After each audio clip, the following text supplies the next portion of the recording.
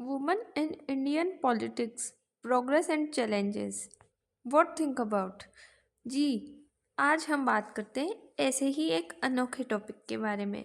इसका जो main motive है वो महिलाओं की सुरक्षा को लेके है, यानी कि राजनीतिक दलों को कार्यस्थल मानना क्यों जरूरी है।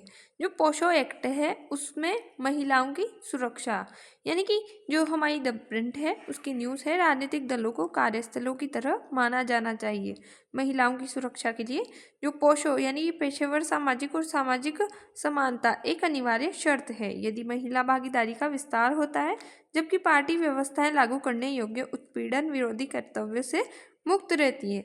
तो हम असुरक्षित क्षेत्रों में नए जो प्रवेशक हैं उनको आमंत्रित कर रहे होंगे। आइए जानते हैं न्यूज़ क्या होने वाली है। भारत में महिलाओं की राजनीति में भागीदारी बढ़ रही है, लेकिन राजनीतिक दलों में कार्यस्थल जैसी सुरक्षा व्यवस्था का अभाव है। ये लेख इसी समस्या पर केंद्रित है जो कि द प्रिंट ने निकाला है। मुख्य मुद्दा है कि राजनीतिक दलों को अभी तक औपचारिक रूप से कार्यस्थल नहीं माना जाता। इस कारण जो पोशो एक्ट है उसको प्रभावी पालन नहीं हो पाता। जैसा कि आप जानते हैं कि पोशो हम बात करेंगे कि एक्ट है क्या। तो कार्यस्थल पर महिलाओं का यौन उत्पीड़न यानी कि इसका रोकथाम, निषेध और निवारण अधिनियम 2013 इसको जो है एक प्रभावी रूप से लागू करना चाहिए। इसका उद्देश्य है महिलाओं को सुरक्षित कार्य वातावरण प्रदान करना। पोशो के मुख्य प्रावधान है यानी कि आंतरिक शिकायत समिति आईसीसी का गठन करना, जिसमें शिकायत की गोपनीयता बनी रहे, समयबद्ध जांच हो और दंडात्मक कार्यवाही की जाए।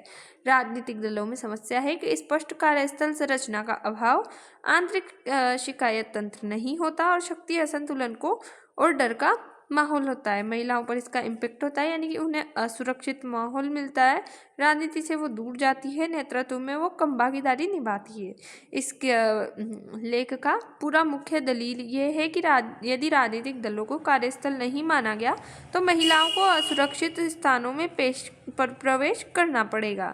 क्या किया जाना चाहिए? तो राजनीतिक दलों को पोशो के अंतर्गत लाया जाए और आईसीसी का गठन अनिवार्य हो, जवाबदेही तय की जाए।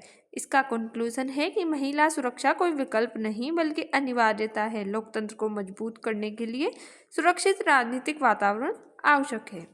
जय हिंद, जय भारत।